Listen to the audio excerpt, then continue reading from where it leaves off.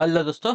Good evening, नमस्कार। आप सभी का जो है एक बार फिर से बहुत बहुत स्वागत है आप सभी के अपने यूट्यूब चैनल परीक्षा की शिक्षा में। उम्मीद करता हूँ, आशा करता हूँ कि आप सभी जो स्वस्थ हैं, कुशल मंगल है, अपनी तैयारी जो अच्छे और बढ़िया तरीके से आप सभी लोग कर रहे थे। जो भी क्लास में फर्स्ट टाइम आए हैं, पहली बार हैं, नए हैं, उन सबको बताते हैं हमारे यहाँ पे आपकी जो है बीएड परीक्षा 2026 जो की तैयारी है तो डेली बेसिस पे रेगुलर करवाई जा रही है। तो जिसे भी अपनी तैयारी को पूरा करना है, कंप्लीट करना है, चैनल को सब्सक्राइब करके आप लोग हमारे साथ जुड़ जाएगा। ठीक है, क्लास का समय देखिए, जीके जीएस की जो क्लास है सुबह 10 बजे डेली आप सभी को देखने मिलती है। रीजनिंग की क्लास जो दोपहर को 1 बजे देखने मिलती है। कला की जो क्लास है शाम को 4 बजे। हिंदी की जो क्लास है रात को 8 बजे आप सभी को देखने को मिलती है। इस टाइम पे आप सभी को क्लास से जुड़ के अपनी तैयारी को पूरा और कंप्लीट करना है। नीचे डिस्क्रिप्शन आप सभी को इंस्टाग्राम टेलीग्राम का लिंक मिलेगा, तो आप हमें इंस्टाग्राम पे फॉलो करेंगे, टेलीग्राम चैनल को ज्वाइन करें। टेलीग्राम चैनल पर डेली बेसिस पर क्लास का अपडेट, एग्जाम का अपडेट जैसे भी आपको जो है देखने को मिल जाएगा। पीडीएफ भी जो आपको देखने को मिलेगा, तो आप लोग जो है टेलीग्राम चैनल को ज्वाइन कीजिए, उसको मत मिस कीजिएगा। और कल जो है आपकी लाइव क्लास आएगी, तो आप लोग आ जाइएगा कल लाइव क्लास में। 10 से 11 के बीच में जो है आपकी लाइव क्लास स्टार्ट हो जाएगी। ठीक है, 10 या तो 11 बजे तक आपकी लाइव क्लास जो है स्टार्ट होने वाली है, तो कल जो है आप लोग लाइव क्लास में अटेंड रहिएगा। ठीक है, चलिए तो क्लास स्टार्ट करेंगे। स्टार्ट करने से पहले जिस टाइम तक क्लास को लाइक नहीं किया लाइक करेंगे, शेयर नहीं किया शेयर करेंगे, और जिस टाइम तक चैनल को सब्सक्राइब नहीं किया चैनल को सब्सक्राइब कर लीजिए। ठीक है, चलिए। यदि पंचायत भंग होती है तो किस अवधि के अंदर जो है चुनाव होगा? ठीक है, यदि पंचायत भंग होती है तो किस अवधि के अंदर जो है चुनाव होंगे? 3 महीने के, 6 महीने के, 1 महीने के, या 1 वर्ष के अंदर?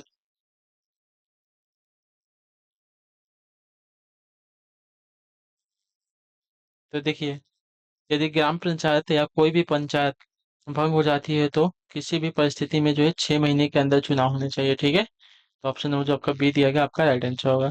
अगला प्रश्न है आपका 77 नंबर। क्या दिया गया ध्यान से? चार्ल्स फूले के अनुसार जो है प्राथमिक समूह का उदाहरण नहीं है, क्या होते? परिवार, खेल समूह, राजनीतिक दल, या पड़ोस?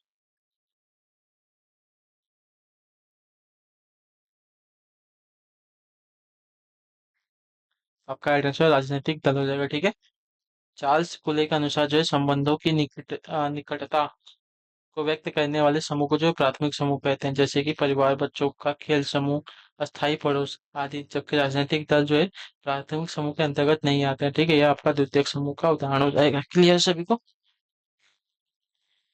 चलिए, अगला प्रश्न आपके सामने 78 78 नंबर। इनमें से कौन सी विशेषता जो है बाह्य समूह की नहीं है? बताइए, बाह्य समूह की विशेषता कौन सी है? संबंधों में दूरी, सुख दुख का बाह्य रूप, हम की भावना का अभाव, समूह के सदस्यों के प्रति त्याग की भावना। बताइए। तो बाह्य समूह के अंतर्गत जो सदस्यों के प्रति त्याग की भावना नहीं पाई जाती है। ठीक है, तो आपका आंसर यहाँ पे क्या हो जाएगा? Option number D. ठीक है, बल्कि त्याग की औपचारिकता मात्र जो है पाई जाती है। त्याग की भावना अंतर समूह की विशेषता होती है। ठीक है, क्लियर सभी को? तो ऑप्शन नंबर हमारा जो डी दिया गया आपका राइट आंसर होगा। समूह के सदस्यों के प्रति त्याग की भावना जो है बाह्य समूह में नहीं होती है। चलिए, अगला क्वेश्चन है आपके साथ ही 79 नंबर। बताइएगा राइट आंसर का पूछा, इनमें से कौन सा जो है सामाजिक वर्ग का वर्ग को जो है परिभाषित नहीं करता? बताइए, सामाजिक वर्ग को परिभाषित कौन नहीं करता? मध्यम वर्ग, कृषक वर्ग, ब्राह्मण वर्ग, या निम्न वर्ग? तो इसका राइट आंसर आपका हो जाएगा यहाँ पे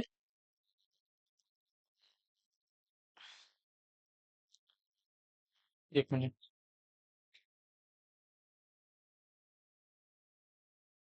सामाजिक वर्ग को कौन परिभाषित नहीं करता है ना?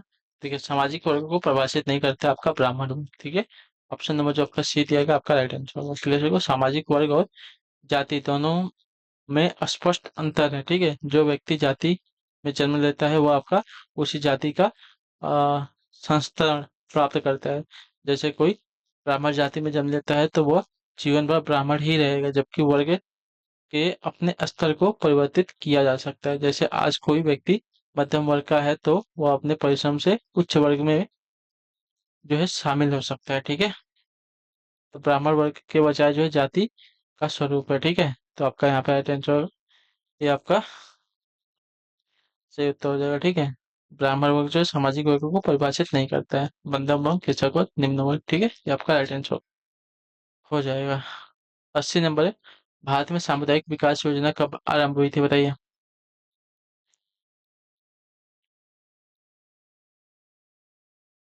भारत में सामुदायिक विकास योजना जो है कब आरंभ हुई थी? तो देखिए, इसका सही उत्तर आपका हो जाएगा साथियों वर्ष 1952 में। ठीक है, ऑप्शन नंबर जो बी दिया गया आपका राइट आंसर। कई पंचायतों को मिलाकर एक विकास खंड होता है और इसका मुख्यालय जो है सामुदायिक विकास केंद्र कहलाता है। एक जिले में कई सामुदायिक केंद्र होते हैं। सामुदायिक विकास योजना का प्रारंभ जो है वर्ष 1952 में किया गया था। ठीक है, वर्ष 1952 में किया गया था। चलिए 81 क्वेश्चन उत्तर दीजिएगा। रिक्त स्थान भारत के नियंत्रक और महालेखा परीक्षक की नियुक्ति करते हैं कौन, बताइए। तो इसका राइट आंसर आपका हो जाएगा साथियों भारत के राष्ट्रपति। ठीक है, ऑप्शन नंबर जो ए दिया गया आपका राइट आंसर होगा। मैंने सुबह ही इसके बारे में आपको पढ़ाया था। ठीक है, चलिए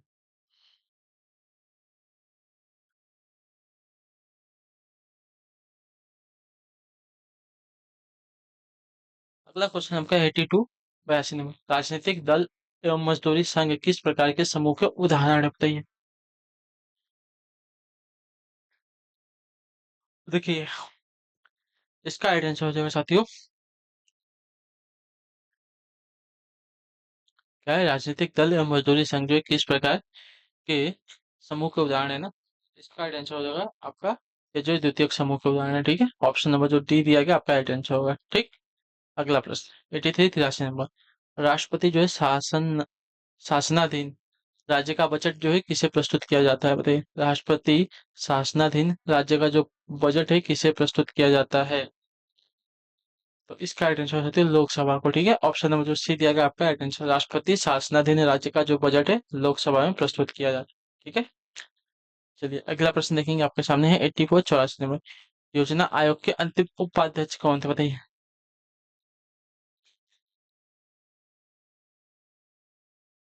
योजना आयोग के अंतिम उपाध्यक्ष कौन थे, तो इसका राइट आंसर हो जाएगा साथ ही यहाँ पे मोन्टेंग सिंह अहलूवालिया। ठीक है, ऑप्शन नंबर जो आपका डी दिएगा आपका राइट आंसर होगा। ठीक है, योजना आयोग के अंतिम उपाध्यक्ष आपके मोन्टेंग सिंह अहलूवालिया है। ठीक है, अच्छा थे की बात कर रहे हैं। ठीक है, अंतिम उपाध्यक्ष आपके मोन्टेंग सिंह अहलूवालिया थे। अगला प्रश्न देखेंगे आपके सामने है 85। योजना आयोग जो आपका 2015 में समाप्त कर दिया गया था, उसके जगह पे आपका नीति आयोग जो है स्टार्ट किया गया है। ठीक है, और इसके अध्यक्ष कौन होते हैं, प्रधानमंत्री जी होते हैं। ठीक है, चलिए नीलगिरी पर्वत रिक्त स्थान के उदाहरण है, किसके उदाहरण है। तो प्रखंड पर्वतों के, अवशिष्ट पर्वतों के, संचित पर्वतों के, मोड़दार पर्वतों के।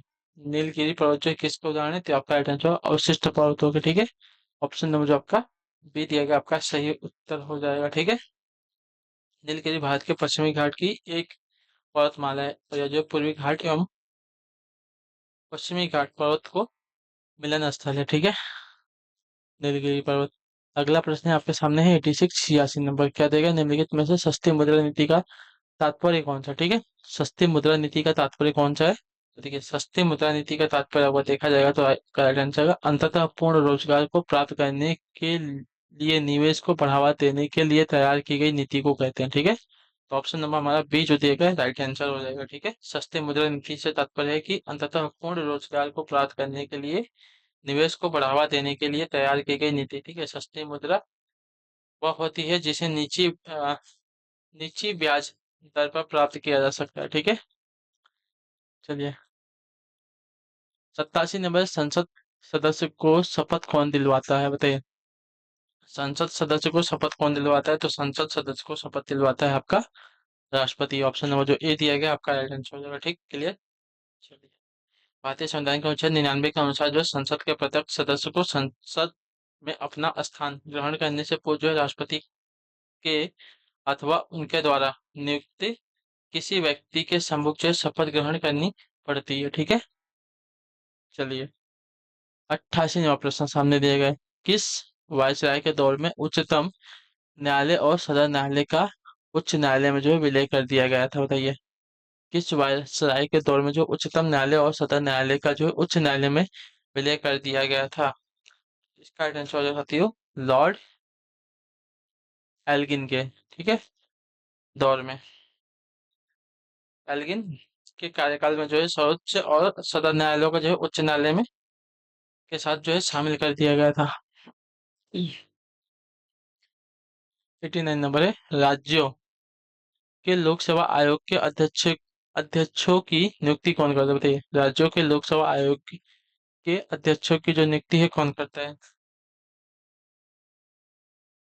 तो इसका राइट आंसर हो जाएगा साथियों, राज्यपाल करता है। ठीक है, ऑप्शन नंबर जो आपका सी दिएगा आपका राइट आंसर होगा। राज्यों के लोक सेवा आयोगों के अध्यक्ष व अन्य सदस्यों की जो नियुक्ति है संबंधित राज्य का राज्यपाल करता है। ठीक है, लोकसभा आयोग के सदस्य अपने पद ग्रहण करने की तारीख से जो है 6 वर्ष या 62 वर्ष की आयु तक जो है इनमें से जो भी पहले हो अपना पद धारण करते हैं। ठीक है, 90 नंबर प्रश्न क्या देगा, राज्य का विधान परिषद को समाप्त करने का अधिकार किसके पास होता है? तो राज्य का विधान परिषद जो है भंग समाप्त करने का, ठीक है, समाप्त करने का जो है अधिकार किसके पास होता है?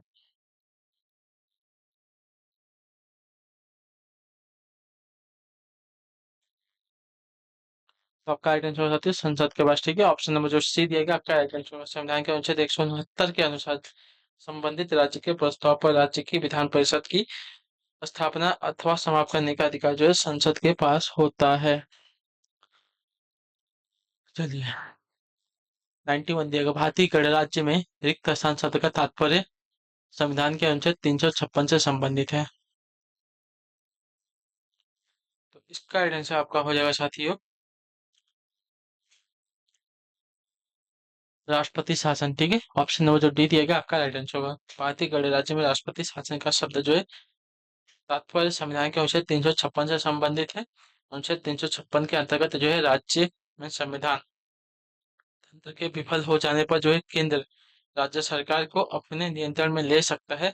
सामान्य रूप से इसे राष्ट्रपति शासन या राज्य आपात भी जो है कहा जाता है। ठीक है, चलिए अगला प्रश्न है 92 92 नंबर क्वेश्चन क्या देगा, निम्नलिखित में से कौन सा विषय जो है संघ सूची के अंतर्गत आता है? बताइए, संघ सूची के अंतर्गत आने वाला विषय कौन सा है यहाँ पे?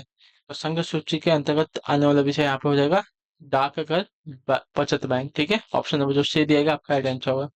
डाकघर बचत बैंक संघ सूची के अंतर्गत आता है। ठीक है, संविधान की अनुसूची 7 की सूची 1 को जो है संघ सूची कहा जाता है। इसमें राष्ट्रपति सॉरी इसमें राष्ट्रीय महत्व के 97 विषयों को जो है उल्लेख किया गया है, जिन पर विधि बनाने की शक्ति जो है संसद को ही है। ठीक है, चलिए अगला प्रश्न देखेंगे, आपके सामने है 93वां।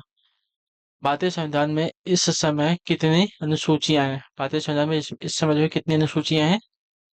तो इसका आंसर हो जाएगा साथियों 12। ठीक है, वर्तमान में भारतीय संविधान में संविधान में जो है 22 भाग हैं, 395 अनुच्छेद हैं और 12 अनुसूचियां हैं। ठीक है, 26 नवंबर 1949 को संविधान सभा द्वारा पारित संविधान में कुल आपके 22 भाग थे, 395 अनुच्छेद थे। नहीं, उस समय तो कुछ कम थे, गलत बोल रहे हैं। तो चलिए, इसमें अनुसूचियां पूछा तो इस समय जो है 12 अनुसूचियां थी। जब पारित हुआ था उसमें आपकी 8 अनुसूचियां थी। ठीक है, लेकिन अभी जो है आपकी 12 अनुसूचियां हो चुकी है। अगला प्रश्न देखेंगे आपके सामने 94 नंबर। समाज के उद्विकास का सिद्धांत जो है किसने प्रतिपादित किया? बताइए, समाज के उद्विकास का सिद्धांत किसने प्रतिपादित किया? तो समाज के उद्विकास का सिद्धांत जो है प्रतिपादित करने वाले का नाम है आपका स्पेंसर। ठीक है, ऑप्शन नंबर जो आपका सी दिया गया आपका राइट आंसर होगा। समाज के उद्विकास का सिद्धांत प्रतिपादित करने वाले व्यक्ति का नाम है स्पेंसर। चलिए 95 नंबर।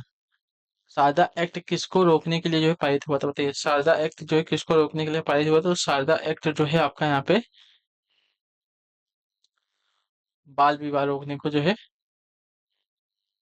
पारित हुआ था। तो ऑप्शन नंबर जो बी दिया गया आपका राइट आंसर होगा। ठीक है, बाल विवाह प्रतिबंध अधिनियम 1929 imperial legislative council of India में पारित हुआ, जिसमें लड़कियों की शादी की उम्र जो है 14 वर्ष और लड़कों की शादी की उम्र जो है 18 वर्ष तय की गई। ठीक है, किंतु बाद में इसे जो है क्रमशः 18 वर्ष यानी कि लड़कियों की जो आयु है 18 वर्ष और लड़कों की जो आयु है 21 वर्ष कर दिया गया।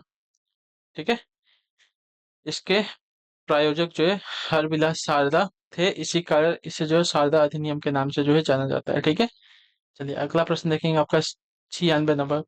प्रतिस्पर्धा को शांतिपूर्ण संघर्ष के रूप में जो है किसने वर्णित किया? प्रतिस्पर्धा को शांतिपूर्ण संघर्ष के रूप में जो है किसने वर्णित किया? तो इसका राइट आंसर हो जाएगा यहाँ पे कोजर ने। ठीक है, ऑप्शन नंबर जो ए दिया गया आपका राइट आंसर होगा। कोजर एक आपका अमेरिकी समाजशास्त्री थे। इन्होंने प्रतिस्पर्धा को जो शांतिपूर्ण संघर्ष के नाम से जो है वर्णित किया था। अगला प्रश्न देखा जाएगा आपका है 97 नंबर। क्या दिया गया है? निम्नलिखित में से किसमें जो है प्रथमतः वर्ण व्यवस्था का उल्लेख मिलता है? बताइए, प्रथमतः जो है वर्ण व्यवस्था का उल्लेख किसमें मिलता है?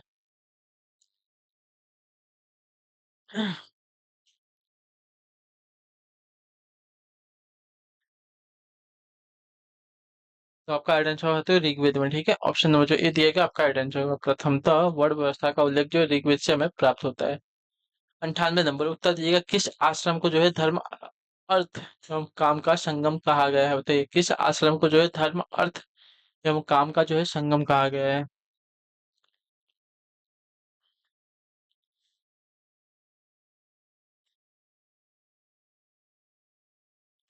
तो आपका राइट आंसर है गृहस्थ को। ठीक है, ऑप्शन नंबर जो बी दिया गया आपका राइट आंसर है। प्राचीन काल में सामाजिक व्यवस्था के दो स्तंभ थे, वर्ण और आश्रम। ठीक है, व्यक्तिगत संस्कार के लिए उनके जीवन का विभाजन चार आश्रम